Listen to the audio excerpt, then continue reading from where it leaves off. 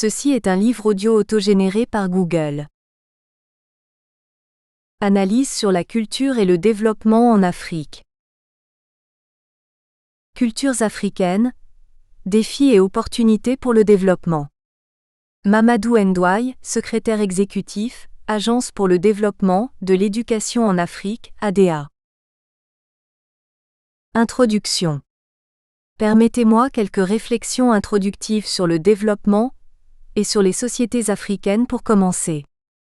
Les controverses sur le concept et les stratégies de développement ne cessent d'interpeller la pertinence des définitions et des indicateurs de mesure, tout comme celle des options de politique et de leur finalité.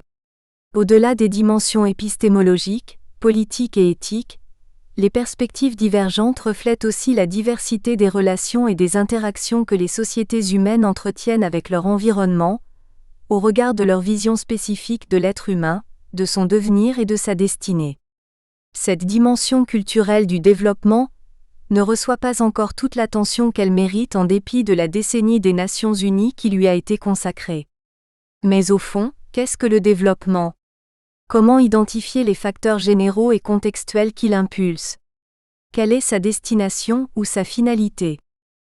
Nous savons de manière générale que le développement est un processus de transformation qualitative, censé promouvoir le mieux-être de tous les êtres humains. Nous savons aussi le rôle primordial que joue le facteur humain dans le développement en termes de productivité du travail, d'ouverture au progrès technologique, de capacité de gestion et d'organisation, de cohésion sociale, de stabilité politique et de formation permettant de faire face efficacement aux problèmes de santé, de nutrition, d'environnement et de population. Avec la mondialisation, ce facteur humain prend un coefficient d'efficacité encore plus élevé du fait de l'émergence de l'économie basée sur la connaissance et de la société de l'information. Aujourd'hui plus que jamais, c'est la capacité d'une société à valoriser ses ressources humaines qui détermine les transformations constitutives de son développement. À tous ces égards, les sociétés africaines présentent-elles des particularités qui les distinguent des autres et qui expliqueraient le retard de développement du continent ? Une première difficulté à répondre à cette question est que la généralisation se heurte ici à la réalité de toutes sortes de différences de culture entre les sociétés considérées, en dépit de l'unité culturelle du continent soutenue par l'œuvre de Cheikh Anta Diop. À cette difficulté s'ajoute une seconde liée aux évolutions différentes que ces sociétés ont connues, et que dévoile la perspective historique à travers des trajectoires spécifiques à chaque contexte. En plus de cette diversité de culture et d'histoire, les niveaux de développement économique sont inégaux. Par exemple, entre la Sierra Leone dont le PIB par tête d'habitant s'élève à peu près à $150 et le Botswana qui en est à peu plus de $6,000, il y a comme un fossé. Comme le disait quelqu'un, en logeant tous les pays africains dans le sous-développement, on oublie souvent de préciser que celui-ci est un immeuble à plusieurs étages où certains habitent au sous-sol, d'autres au premier étage, d'autres au deuxième, ainsi de suite. Ce qui est vrai pour l'économique, l'est aussi pour les autres dimensions du développement. Pour ajouter à la complexité, le retard de développement en question peut se structurer à des niveaux très différents. Car un pays peut être en avance sur le plan politique et en retard sur le plan économique, en avance sur le plan culturel et en retard sur le plan social. Illustrons notre propos par un exemple pris dans une autre région du monde mais suffisamment éclairant.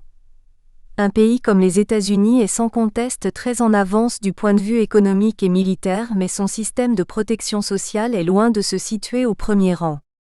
Toutes ces précautions dites, j'aborderai la question du sous-développement en Afrique du point de vue global, donc au-delà des diversités de situations et des inégalités de développement en vue d'interpeller certaines caractéristiques culturelles largement communes aux sociétés africaines et qui entretiendraient des rapports problématiques avec les exigences du développement. La réalité du sous-développement est massive en Afrique. De manière générale, les pays africains ne parviennent pas encore à enclencher un processus de croissance économique durable et notamment, à entrer dans une phase de croissance industrielle soutenue. Leur niveau de compétitivité économique rend problématique une insertion réussie à la mondialisation, ce qui les tient en marge des pôles dynamiques de développement. Au plan social, Les indicateurs de développement placent la région comme la plus défavorisée du monde. L'espérance de vie, 47 ans, y est bien plus basse que celle d'une région pourtant comparable à bien des égards, l'Asie du Sud qui en est à 62 ans. L'Afrique est aussi le continent qui enregistre les plus faibles taux de scolarisation et d'alphabétisation du monde.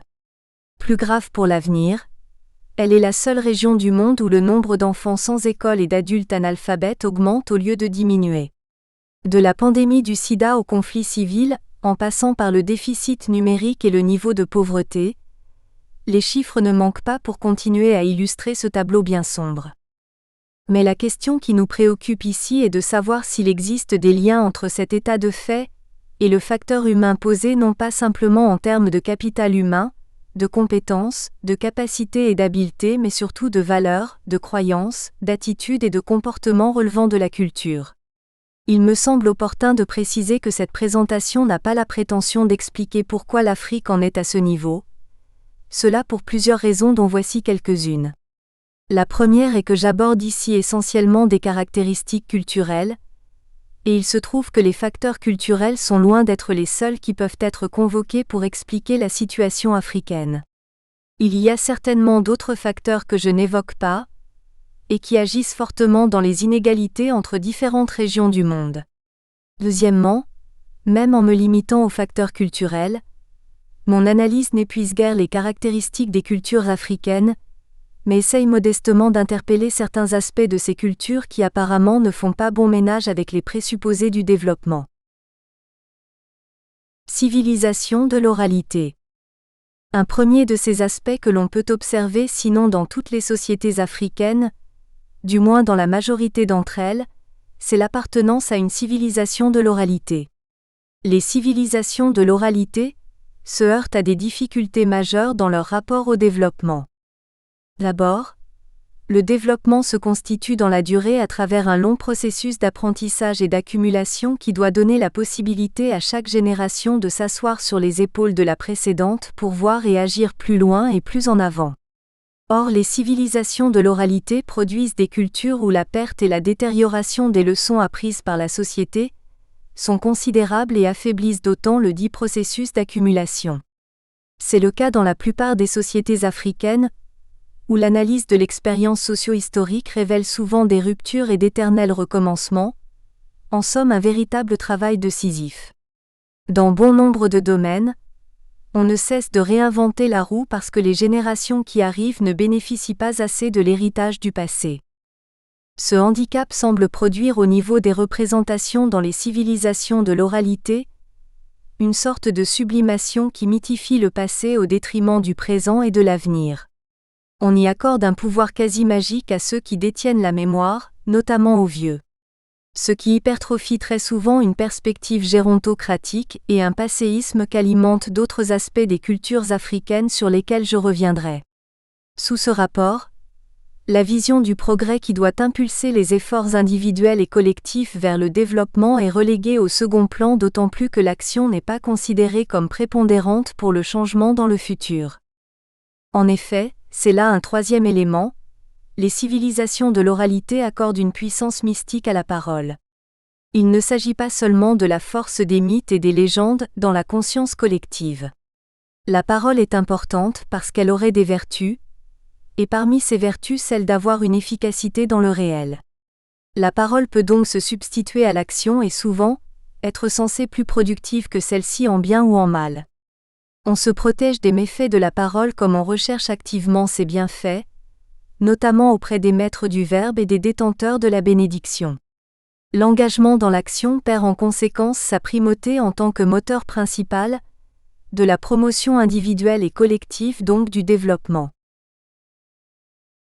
Vision totalisante du monde. Opposée à une conception fondée sur la scission entre le sujet et l'objet, la pensée africaine donne une vision participative du monde que plusieurs essais africains ou africanistes ont analysé par différentes approches. De façon schématique, elle peut être ainsi présentée. Les êtres humains se trouvent plongés dans un monde où ils ne sont pas séparés des autres êtres, de ceux qui relèvent du monde visible ou invisible comme de ceux qui sont des objets animés ou inanimés. Dans ce monde, tous les êtres sont des forces et entrent en interaction. L'être humain a besoin de force pour survivre et vivre mieux. Mais cette force, il ne peut l'acquérir que de deux manières. La première, c'est l'accumulation du temps, car le temps est force. C'est pourquoi les forces les plus importantes du côté des vivants sont les vieux. Au-delà, ce sont les ancêtres. La seconde manière d'acquérir la force, c'est de s'allier d'autres forces, notamment les forces supérieures en attirant leur bénédiction. Le respect dû aux personnes âgées et le culte des ancêtres peuvent ainsi octroyer des forces pour mieux vivre et réussir dans la vie. Il se structure à partir de toute cette vision des croyances, des valeurs, des règles et des institutions. L'individu ne peut par sa seule propre force réussir une entreprise, car il lui faut le soutien occulte d'autres forces. Dès lors, la crise ou l'échec ne relèvent pas non plus de causes naturelles ou objectives. Dans tout ce qui survient, rien n'est naturel. Il y a toujours des forces derrière, bienfaitrices ou nuisibles. C'est la compréhension du sens des événements au regard des forces qui sont derrière, et les invocations pour qu'elles soient favorables qui constituent la source du mieux-être. Ces croyances mettent en défi le déterminisme et les explications rationnelles, tout comme la gestion des ressources humaines fondée sur les méritocraties dont on dit qu'elle a été un facteur puissant de développement en Asie. Les comportements et relations interindividuelles et professionnelles en souffrent ainsi que les pratiques, cultures et environnements institutionnels gangrenés par des soupçons et conflits latents. Revenons sur la conception du temps comme force. Elle se vit comme accumulation du temps écoulé, mettant sous le boisseau le temps qui reste à parcourir. Ce qui est important dans la vie, ce n'est donc pas le futur mais bien le passé. Alors le temps qui passe n'est pas perte de temps, mais gain pour l'individu. Dans cette perspective, la gestion efficace du temps en termes de ressources à mobiliser et à transformer en valeur économique est une gageure. Au surplus, l'individu étant censé n'avoir aucune prise sur le futur, la planification devient une prétention incompréhensible. La personne humaine n'ayant aucune maîtrise sur l'avenir n'a pas le droit, encore moins le pouvoir de planifier car il ne peut savoir ce qui va se passer le lendemain. Au total, toute cette conception du monde est pour le moins divergente de la représentation de l'homme conquérant et utilisant pleinement les progrès de la science et de la technique pour devenir maître et possesseur de la nature. Économie familiale et solidarité mécanique. En Afrique, les solidarités mécaniques basées sur la famille, la communauté villageoise, la tribu et l'ethnie demeurent encore vivaces, voire primordiales. Dans les sociétés traditionnelles, la famille était une unité économique. Plus elle était grande, plus elle avait de bras, plus elle était riche. Donc faire beaucoup d'enfants et même avoir plusieurs femmes, c'était construire une grande famille dans les deux sens, quantitatif et hiérarchique, du mot. L'habitat, le carré familial, permettait de regrouper cette force et de la faire fonctionner selon des règles de coopération et de partage bien établies. Cela allait jusqu'à un véritable système de sécurité sociale, car les malades, les handicapés et les vieilles personnes bénéficiaient de la protection et du soutien des membres de la famille. La valeur de l'individu était mesurée et reconnue en fonction de sa capacité à s'intégrer dans ces solidarités et à assurer la prospérité de sa famille, de sa tribu ou de son ethnie. Il semble bien que les valeurs et pratiques sociales liées à un tel système et les attitudes et comportements qu'elles informent peuvent créer aujourd'hui des obstacles à l'instauration de la transition démographique, de la bonne gouvernance et à l'état de droit en Afrique, toutes choses liées au développement. En effet, la croissance économique se heurte au poids de la croissance démographique. Les règles de l'état de droit et de la bonne gouvernance sont mises à mal par des logiques népotistes et des loyautés traditionnelles. Alors que l'environnement culturel salue la personne qui, occupant un poste de responsabilité d'État, utilise son pouvoir et détourne l'argent public pour promouvoir et satisfaire ses proches, ce même environnement sanctionne négativement ceux qui s'efforcent d'appliquer strictement les règles de gestion saine et démocratique des biens publics car, dit-on, ils ne font rien pour leur famille. Les solidarités mécaniques se forment aussi autour de la tribu ou de l'ethnie, lieu d'identification culturelle du point de vue de la langue, des coutumes et des croyances. Les alliances s'y tissent entre les familles, notamment par le biais du mariage ou d'autres types d'alliances. Le poids du groupe favorise plus le consensus et l'uniformisation que la différenciation et le pluralisme. Les espaces d'autonomie et de créativité s'amenuisent et affaiblissent le potentiel de changement des sociétés. Par ailleurs, aller en dehors de ce champ de solidarité et établir des alliances opposées voire simplement différentes, peut apparaître comme une trahison aux yeux de la tribu. Dans ces conditions, il est compréhensible qu'un grand nombre de partis politiques en Afrique se constituent et se divisent sur une base ethnique. Et puisque l'exercice du pouvoir est souvent vu par le groupe dirigeant comme un moyen d'assurer la promotion et la prospérité de son ethnie, la lutte pour le pouvoir est nécessairement grosse de conflits interethniques. Les politiciens en quête de raccourcis ne manquent pas de saisir les opportunités de ce champ particulièrement fertile, en dépit des conséquences désastreuses sur la cohésion nationale et la stabilité politique sans lesquelles le développement est une gageure.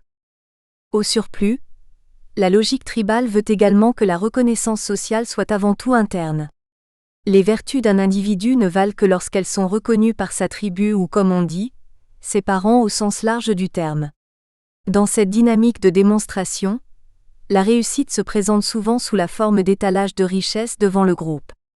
On y manifeste sa prospérité et celle de la famille par des dépenses somptueuses, notamment dans les cérémonies telles que funérailles, baptêmes et mariages. Même si certaines économistes y voient une forme de redistribution, il n'en reste pas moins que de tels comportements généralisés sont source d'énormes gaspillages dans la mesure où ils privilégient la dépense au détriment de l'investissement, rendant ainsi le financement du développement plus problématique. Je me suis limité à ces trois aspects des cultures africaines, au regard des problèmes qu'ils suscitent face aux défis du développement. Une analyse plus approfondie peut certainement en révéler d'autres. Mais la réflexion sur ces aspects soulève d'autres questions plus cruciales. Une première serait de savoir si les caractéristiques soulignées ici sont en soi négatives. Il est difficile de l'affirmer lorsque l'on sait qu'elles comportent aussi un potentiel de capital humain et social qui, sous certaines conditions, peut en transformer les contraintes en ressources. D'un point de vue philosophique, on peut se demander aussi si ces croyances et pratiques sociales de référence n'induisent pas une autre vision du développement humain, notamment au regard de la relation entre l'être humain et son environnement. Une question tout aussi pertinente serait de se demander si ces caractéristiques sont propres à l'Afrique. Il est en effet possible de penser qu'elles sont plus liées à un stade de développement que beaucoup de sociétés non-africaines ont déjà traversé. Historiquement, les sociétés, comme les individus, passent dans leur évolution par plusieurs stades de développement et les sociétés européennes, asiatiques et américaines ont pu présenter des caractéristiques similaires. Dans ce cas, celles-ci ne seraient pas spécifiquement africaines et seraient donc appelées à évoluer. Il y en a qui poussent la comparaison jusqu'à retrouver des caractéristiques similaires en Asie du Sud.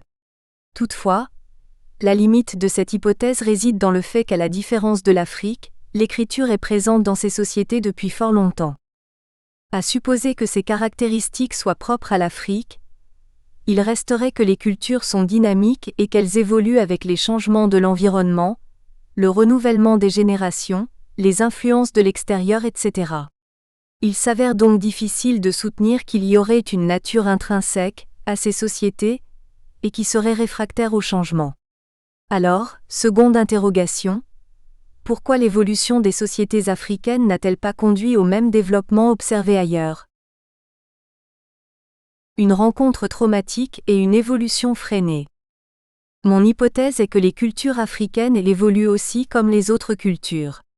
Seulement, elles peinent historiquement à se frayer les chemins de leur évolution à cause de ce que j'appelle la rencontre traumatique. En effet, les sociétés africaines ont connu, entre le XVe et le XIXe siècle, une rencontre traumatique avec l'Occident. Au moment où des évolutions majeures commençaient à s'opérer, notamment le processus de formation d'États africains, l'irruption de l'Occident dans l'espace africain à travers l'esclavage, puis la colonisation, a donné un coup d'arrêt au développement interne de ces sociétés. Aux facteurs internes d'évolution qui étaient en cours, on a voulu substituer des dynamiques de changement extraverties que les sociétés africaines n'étaient guère préparées à digérer. Pour imposer ce modèle, on a décapité le leadership, déstructuré les institutions et leurs règles de fonctionnement, détruit les infrastructures et disqualifié les cultures. Cette rupture brutale a non seulement freiné l'évolution interne qui était en cours, mais elle a également créé une relation conflictuelle entre les références de base internes qui résistaient et celle externe que la colonisation cherchait à imposer. Il convient de souligner ici, en plus de la violence des destructions et des déstructurations, le rôle particulièrement actif joué par l'idéologie coloniale à travers l'école. Au service de la domination coloniale, l'école s'est posée en Afrique en opposition à la continuité de l'évolution interne des sociétés, en disqualifiant dès le départ et jusqu'à aujourd'hui toute la culture africaine, valeurs, savoirs, pratiques et langues, considérées comme antinomiques aux finalités de civilisation et de progrès. Le résultat a été une scission dichotomique accomplissant une sorte d'identification primaire, où ce qui est africain appartient nécessairement à la tradition, au passé et au magique, et ce qui est occidental relève de la modernité, du rationnel et de la science. C'est dans cette rencontre conflictuelle historique entre l'école et les sociétés africaines qu'il faut rechercher les sources de la structure quasi schizophrénique de la personnalité culturelle africaine, et qui détermine les représentations, les attitudes et les comportements quotidiens déchirés entre des interprétations contradictoires lorsqu'elle est confrontée à des questions vitales. Comment alors recoudre le lien entre le potentiel endogène et les apports extérieurs, rebâtir un pont entre le passé et le futur et recréer les conditions d'une synthèse dynamisante ou d'une symbiose féconde à la fois pour l'évolution culturelle et le développement? Errement et quête d'identité. La quête conflictuelle d'identité culturelle a été pendant longtemps errement pour plusieurs générations d'Africains. Elle a alimenté des controverses entre les intellectuels engagés dans cette quête. À cet égard, il est particulièrement instructif de jeter un regard sur les figures les plus représentatives de cette quête à travers la littérature. La première figure est celle de Samba Diallo, le héros de l'Aventure ambiguë, roman philosophique de Cheikh Hamidou Kane.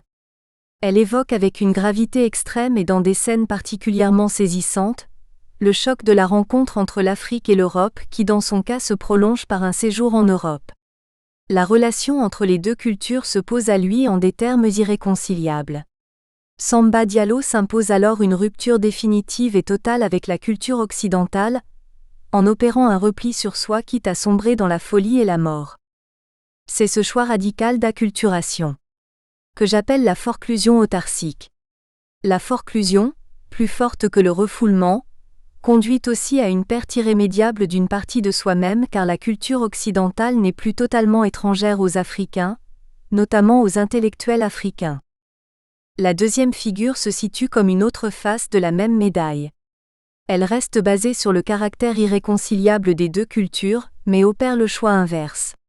Elle est présente et raillée dans l'œuvre de Frantz Fanon, notamment dans son livre Peau noire, Masque blanc où il montre comment le processus d'aliénation culturelle peut conduire des Africains à vouloir nier leur culture africaine. Cette dépigmentation culturelle procède par un double mouvement de rature de la culture africaine et d'identification à la culture occidentale comme unique référence. C'est aussi une autre forme de suicide dans la suggestion et l'autosuggestion de supériorité de la culture occidentale, qui amène l'Africain à se renier en tant que tel en disqualifiant sa propre personnalité culturelle. Le conflit est-il à ce point qu'il ne soit pas possible de réconcilier les deux cultures? L'œuvre de Léopold Sédar Senghor s'est attachée à cette acculturation. Prenant le dialogue des cultures et une civilisation de l'universel qui serait le rendez-vous du donner et du recevoir, Senghor a voulu promouvoir la figure du métis culturel. Il estime que les apports spécifiques à chacune des cultures peuvent faire l'objet de synthèses dynamiques, voire de symbiose, d'où sortirait un enrichissement. C'est dans ce mariage qu'il dessine un avenir pour l'Afrique et les Africains. Mais en distribuant les rôles respectifs des cultures africaines et occidentales dans sa fameuse formule « La raison est Hélène et l'émotion nègre », il a repris à son compte l'identification primaire et soulevé des interrogations sur le type de relation qui prévalait dans ce mariage. Le métis ne serait-il pas l'enfant d'un père occidental, la raison, et d'une mère africaine, l'émotion? Quelle différence alors avec l'idéologie coloniale de l'association franco-africaine proposée par Maurice Delafosse, où la France apportait la science, le rationnel et le moderne tandis que l'Afrique devait contribuer par les contes, légendes et les traditions ancestrales. Pour beaucoup d'intellectuels africains, un tel métissage véhiculait le rapport d'infériorité de la culture africaine et traduisait sous des formes plus subtiles le projet d'aliénation culturelle perpétré par la colonisation sur la base de la négation, puis de la dépréciation des cultures africaines. Politique culturelle africaine dans la période post-coloniale. Qu'en est-il de cette quête au niveau des États africains nés des indépendances? Les politiques culturelles ont été et restent diverses en Afrique. Au regard de la relation entre culture africaine et culture occidentale dans ces politiques, il peut être très instructif d'analyser les différents traitements de la question linguistique, notamment dans les stratégies éducatives, pour dévoiler les représentations et les attitudes qui alimentent les politiques culturelles des États. C'est sous cet éclairage qu'il faut comprendre aussi l'affirmation de Cheikh Anta Diop, comme quoi aucun pays ne peut se développer en se basant sur une langue étrangère. Dans la période post-indépendance, on peut observer 4 grandes tendances des politiques. Certains gouvernements ont adopté une attitude de laisser-faire ou d'expectative, en ne prenant aucune initiative significative sur le statut et le rôle des langues africaines. Ce qui, de fait, entérine et poursuit la politique coloniale.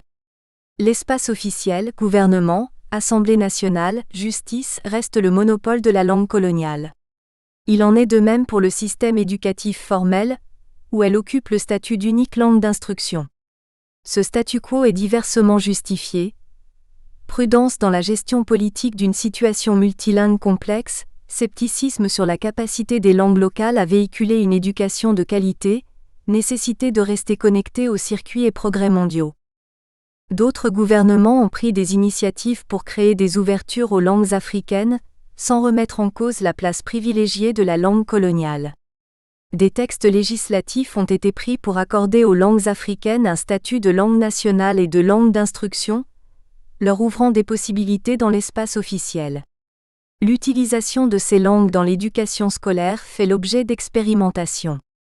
Des travaux de recherche et d'aménagement sont réalisés pour la transcription, la stabilisation et d'enrichissement conceptuel de ces langues qui occupent une large place dans les programmes d'alphabétisation et d'éducation non formelle. Cette politique de retouches successives et de petits pas en avant et pas en arrière, mise sur une évolution lente dont l'horizon n'est pas encore suffisamment dégagé, souvent pour les mêmes raisons que ci-dessus. La troisième catégorie est représentée par les gouvernements engagés résolument dans la transformation de la politique coloniale.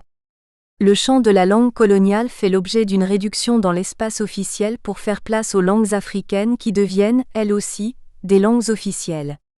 L'espace public bilingue reflète les changements opérés à travers l'écriture des noms de rues, des édifices et d'autres enseignes publiques.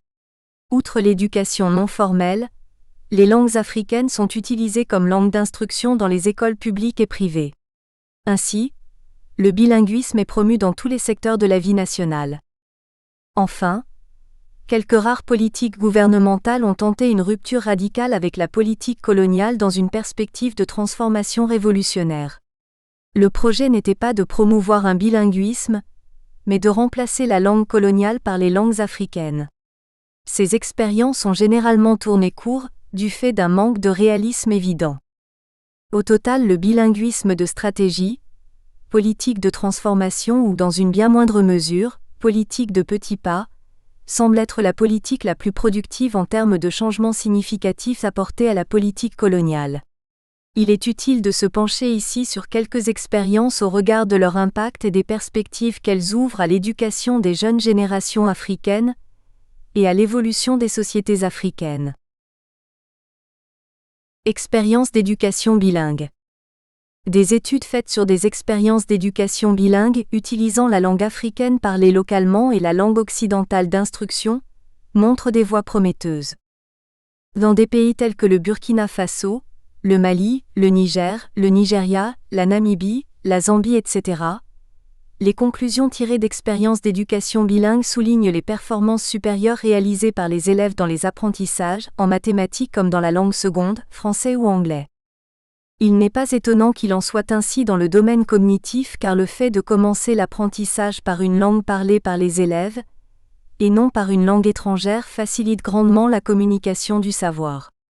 Concernant particulièrement la maîtrise de la langue seconde, il semble que les compétences acquises tout d'abord dans la première langue, africaines, en lecture et en écriture servent de support efficace pour développer les mêmes compétences dans la langue seconde, français ou anglais. Deux conditions sont tout de même posées. La consolidation des acquis de la première langue comme langue d'instruction pendant environ 2 ou 3 années et l'introduction précoce de la seconde langue en apprentissage oral et en tant que matière avant la transition la plaçant, plus tard, comme langue d'instruction. L'autre facteur de succès est d'ordre pédagogique.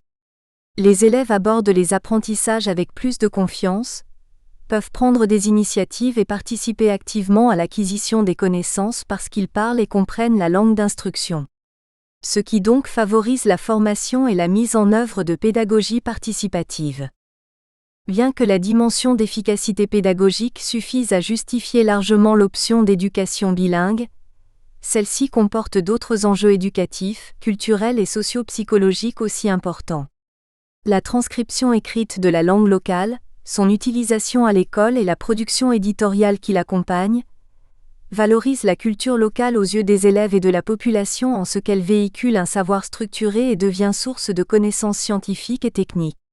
Ces processus intègrent les savoirs locaux et facilitent leur lien avec les connaissances scolaires, assurant ainsi un minimum de continuité et d'interaction entre l'éducation des familles et des communautés d'une part, et celle de l'école d'autre part.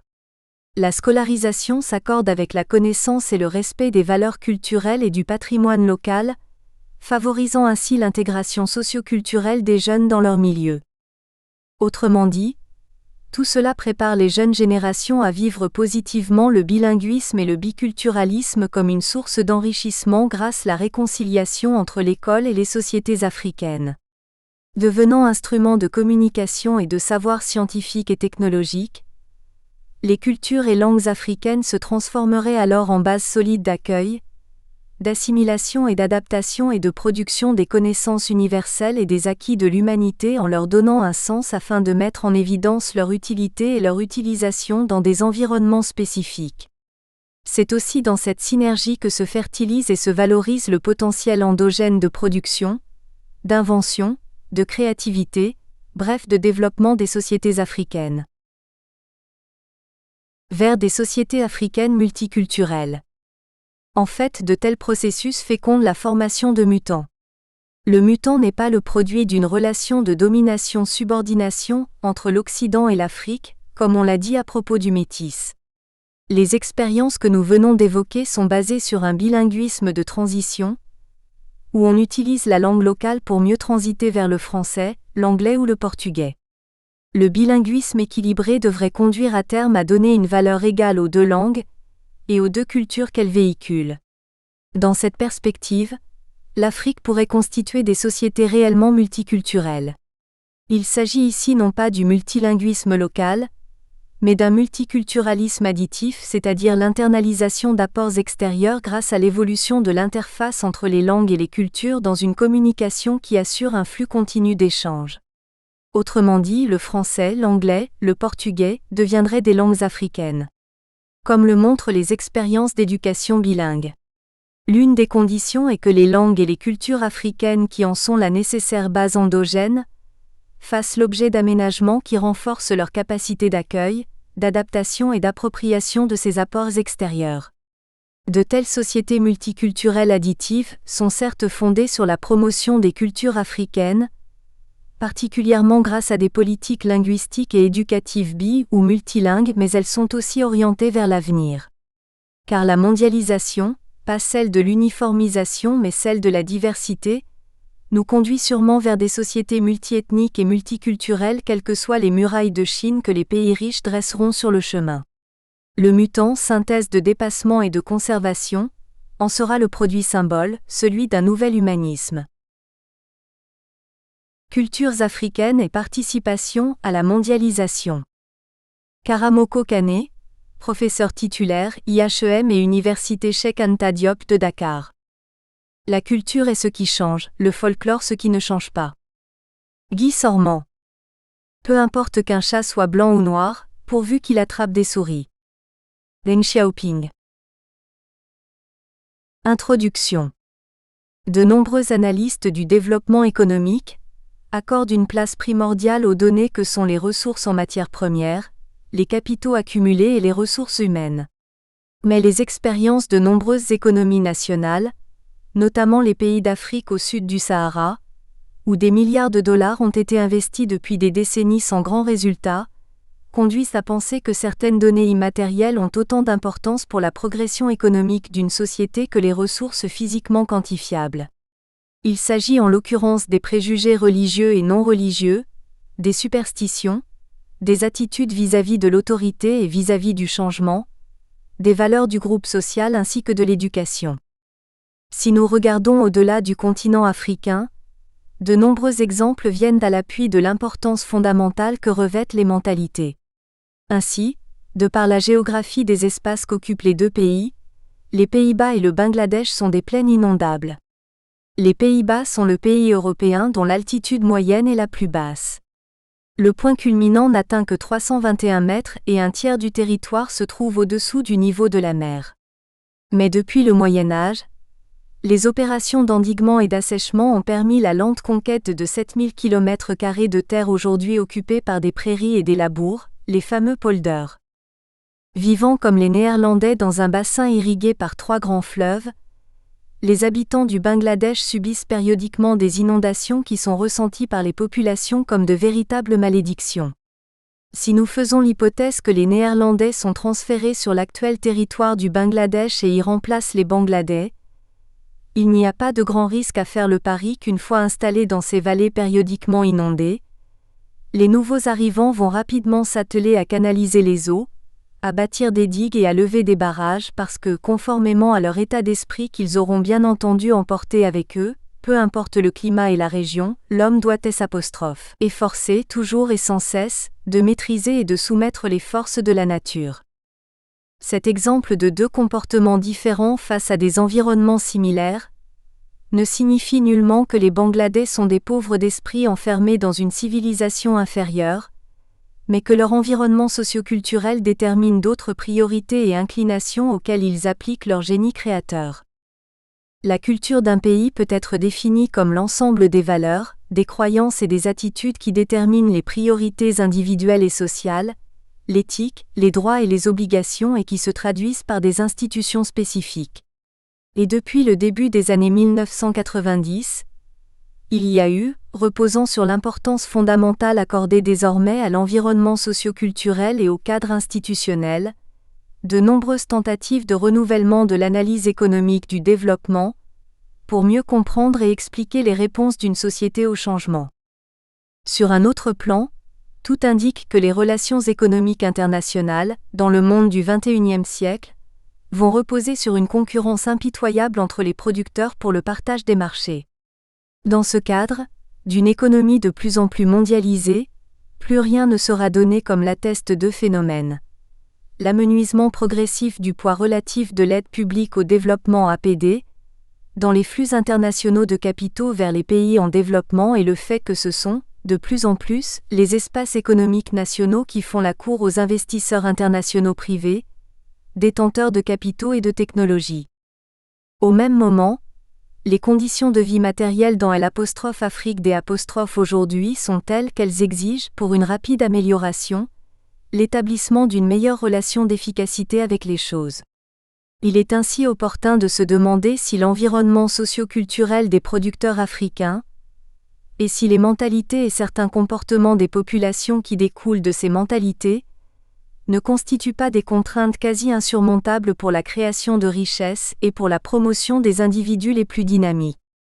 En elle-même et dans l'absolu, une culture n'est ni inférieure ni supérieure à une autre. C'est par rapport à des objectifs précis qu'une culture peut par certains de ses aspects être plus prédisposée qu'une autre et être moins prédisposée par d'autres aspects. Il ne s'agit donc pas de condamner les valeurs africaines, mais de nous interroger sur leur pertinence par rapport à l'objectif de développement économique, dans une économie mondiale de plus en plus globalisée, sous hypothèse que Afrique recherche cet objectif. Ce faisant, nous nous demanderons implicitement s'il peut exister des attitudes et des organisations sociales offrant de meilleures solutions.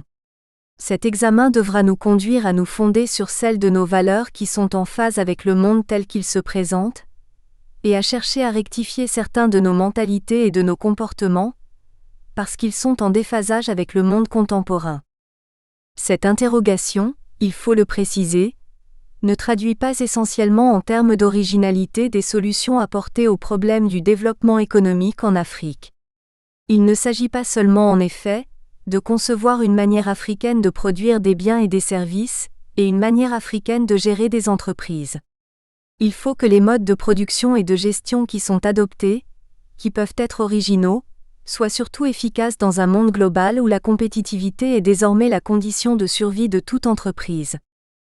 Beaucoup de spécialistes des sciences sociales lorsqu'ils analysent les sociétés africaines insistent sur le caractère positif de leur gestion du temps et de leur conception du monde, de l'homme et de la vie, conception soucieuse d'être en équilibre avec la nature et imperméable à l'obsession quasi maladive manifestée ailleurs pour l'efficacité et le rendement. Le problème c'est qu'il y a peut-être en Afrique, du point de vue de l'analyse économique, une forte corrélation entre d'une part la manière dont le temps est géré et dont sont établies les relations avec la nature, et d'autre part les taux de malnutrition, d'analphabétisme et de mortalité infantile, le pourcentage de population vivant au-dessous du seuil de pauvreté et la faible espérance de vie des habitants. Pour examiner l'adéquation entre l'environnement socio-culturel des économies africaines et les exigences de la compétition mondiale, nous analyserons dans une première partie comment la globalisation progressive de l'économie mondiale conduit à une conception renouvelée du développement économique, faisant peser de nouvelles contraintes sur les consommateurs et sur les producteurs des pays en développement. Dans la deuxième partie, nous examinerons comment les mentalités et certains comportements qui en découlent peuvent exercer, dans nos pays, des effets pervers du point de vue de l'efficacité économique, et quelles orientations correctrices envisager. Une conception mondialisée du développement économique. La mondialisation, dans les faits, se présente comme la disparition progressive des entraves à la libre circulation des biens et services, des capitaux et de la technologie sur l'espace mondial et l'intégration des économies nationales sous l'emprise des entreprises multinationales. La preuve est faite que cette évolution est potentiellement susceptible de tirer de la pauvreté les habitants des pays qui y participent, puisqu'en s'ouvrant au commerce international de nombreux pays en développement, notamment en Asie orientale, ont progressé plus vite sur la voie du développement économique permettant à des millions de personnes de vivre matériellement mieux et plus longtemps. Il serait cependant simpliste, et même fondamentalement erroné, de considérer la mondialisation comme la solution à tous les problèmes de pauvreté, les pays en développement n'ayant qu'à se laisser porter par la vague de l'intégration mondiale induite par les activités des firmes multinationales. En réalité, le monde est désormais un espace de compétition, sur lequel il faut se battre pour conquérir une place et pour la conserver. Pour un pays, la participation aux relations économiques internationales se traduit par des hauts et des bas en fonction de la conjoncture internationale. Nous espérons que vous avez apprécié cet aperçu. Pour continuer à écouter ce livre audio sur Google Play Livres, utilisez le lien dans la description de la vidéo.